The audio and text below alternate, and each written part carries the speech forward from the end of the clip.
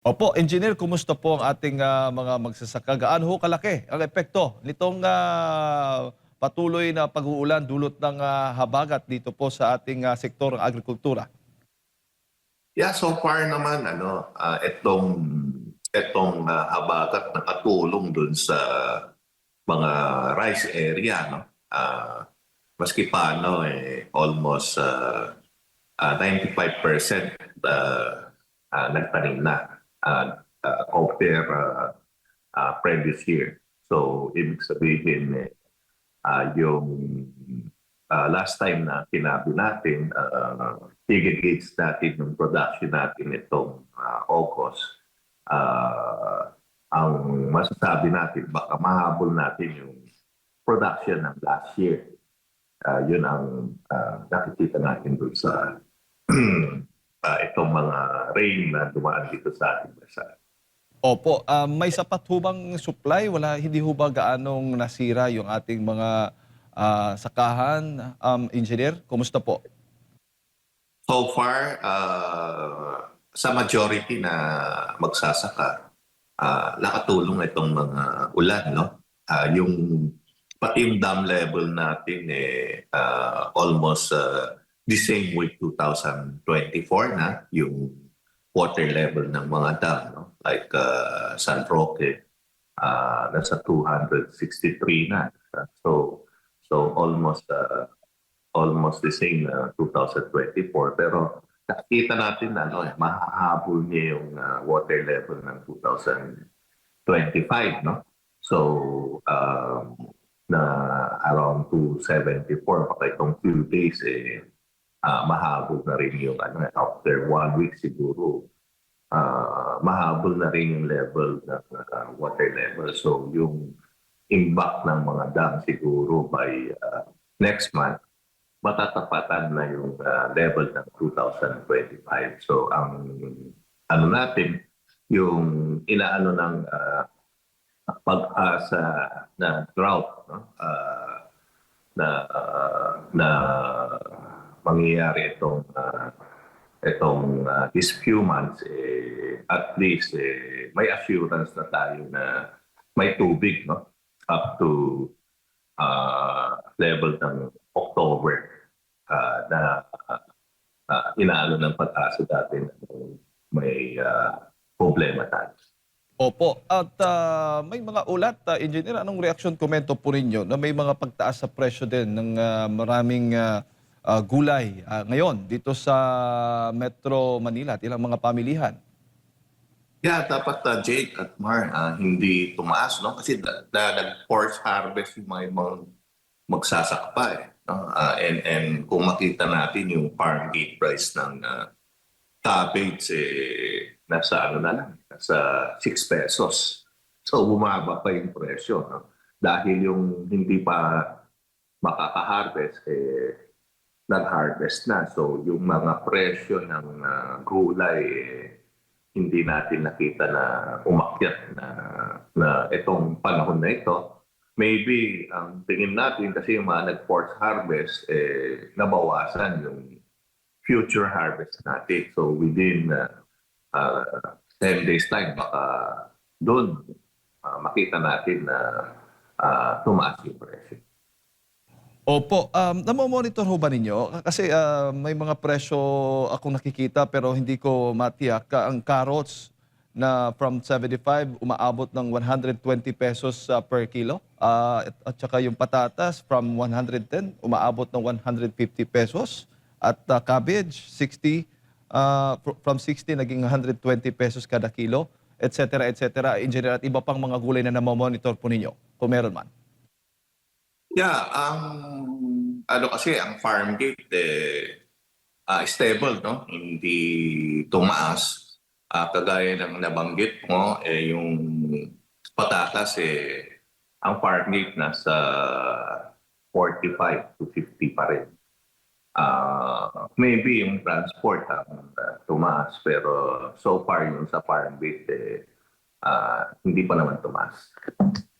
Opo, opo. So sa mga pamilihan, madalas sa mga palengke, ito, engineer, ay nagkakaroon ng mga pagtaas na monitor ninyo.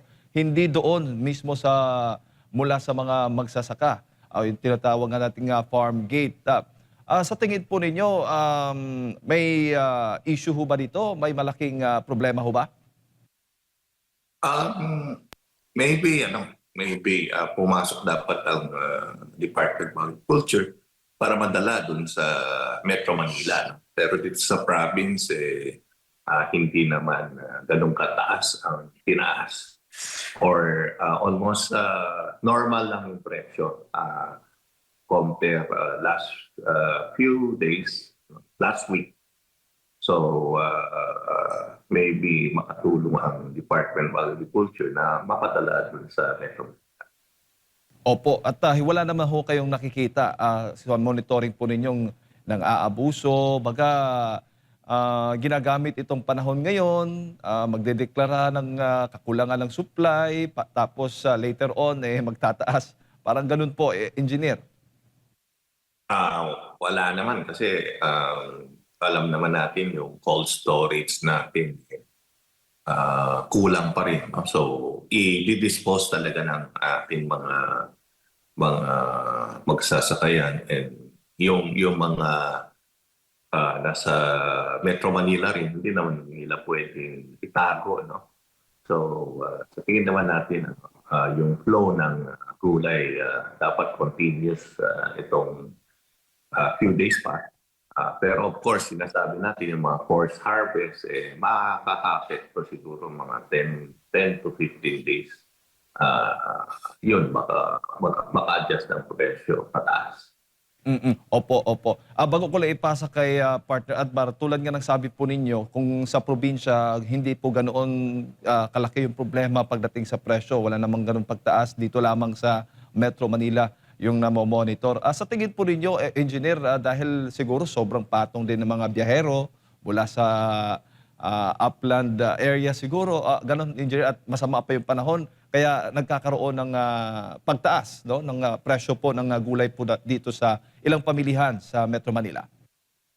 Yeah, yung road kasi natin na affected, no? Yung open lang is Marcos Highway. So yung Tenon Road sarado pa, and yung mga ibang road na papunta siguro naka-affect din dun sa delivery. No? Pero yung Somotal, yung stocks naman, wala tayong nakikitang problema. Engineer, magandang umaga. Si Admar po ito. Dito po tayo sa usapin naman po ng budget for agriculture. Naipasa na po ng ehekutibo sa Kongreso, sa dalawang kapulungan, yung proposed 7.2 trillion pesos na budget, no, ng ehekutibo. At lumalabas na pinakamatas pa rin dito, sinasabi naman ng konstitusyon niyan, ito pong Department of Education, 976 billion. Sinusundan po o pumapangalawa yung Department of Public Works, no, na nasa 644 billion pesos. Kapansin-pansin, sa agriculture ay nasa 261 billion pesos, parang nasa top 7 nata ito na pinaka-priority. Ano po masasabi niyo po dito, engineer, sa ganito pong pagbabudget? So 261 po billion pesos ang budget for next year. Yeah, yung budget tapat na yun para maibigay sa sector ng agrikultura. Ang importante kasi is makarating sa magsasaka, and yung corruption within DA mahinto. Up to now kasi yung pagbili ng pataba ng Department of Agriculture mas mataas pa sa outlet. Ibig sabihin yung mga retailer na nagbebenta ng pataba, mas mababa pa yung presyo kaysa procurement ng regional ng Department of Agriculture. Like yung 2500 na dinidistribute ngayon, ang presyo lang sa outlet na sa 1,300, pero yung presyo na procurement nila sa 1,650. So malayo dun sa actual price ng retail. ito ay dapat mapansin ng Kongreso at Senado para makorek mga itong nangyayari. Opo, so sa tingin niyo po, sasapat na itong pera na ito basta less corruption lang po at talagang ma-implement ng tama? Yes, so on time and less corruption, pwede may pod. Pero sa tingin niyo po, itong budget na ito, halos magkapareho lang din last year? Yeah, almost same. Ang importante talaga, is, kaya sinasabi ng mga kasama natin sa magsasaka, instead of goods na ibigay sa kanila, has na lang. Para at least sila nang pumili ang kailangan nilang bigyan. Opo, and still yung subsidiya po ba para po sa langis ay patuloy pa rin po na hinihiling ng ating mga kababayan magsasaka? Yeah, pagka hindi bumaba yung langis sa normal price, mag-subsidize yung ating government para at least matulungan ang ating mga farmers dito sa ating bansa. Opo. Ngayon naman pong darating na Burmans po, engineer, sa lahat po ng mga produktong pang-agrikultura, ano po ang tansya ng inyo pong grupo dito? Kasi nga po, ngayon pa lang meron ng mga problema sa mga pag-uulan. Super El Nino, andyan din po, wala pa, hindi pa kasama yung pagtama din ng mga bagyo. Buti nga, nitong mga nakalipas na mga araw, wala pang bagyo habagat lang, no? Ang talagang nag-landfall or naka-apekto sa malaking bahagi po ng ating bansa. Ano po ang inyo pong projection dito? Mark, pagka nakita natin itong tuloy-tuloy na pag-ulan, no? Hindi lang, basta hindi lang malakas yung tubig na nag-flow, sa tingin naman natin, nakakatulong yung ulan, no, sa ating rice crop na sinasabi natin. Yung mga vegetable lang talagang apektado. So yung presyo ng vegetable, nakikita natin, aakyat talaga, no, these coming weeks. Pero sa rice area, nakita naman natin, malaking tulong ito sa ating production ng rice, no? And hopefully, yung mga remaining farmers magtanim na para at least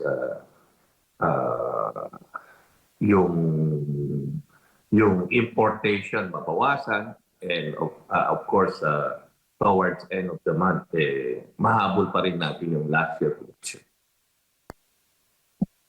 Opo, and kumbaga blessing in disguise din, maituturing itong panahon na ngayon sa epekto ng habagat, engineer, para sa paghanda sa full-blown na Super El Nino, dahil kapansin-pansin din po, no, bate dito sa monitoring ng Pag-asa Hydrometeorological Division, lahat ng mga dams ngayon tumataas na yung level. In fact, yung pinakamalaking dam na Angat, mabilis po ang pagtaas ng level ng tubig. Though, mababa pa rin siya sa normal water high level. Pero kung ikukumpara mo nitong mga nakalipas na araw, di hamak na mas maganda na ang performance dito po, Engineer. Yeah, kaya nabanggit natin, Mark, no, na baka mahabol natin yung last year level. And lumalampas na tayo, almost the same na tayo ng 2024 level, yung mga dam natin. No?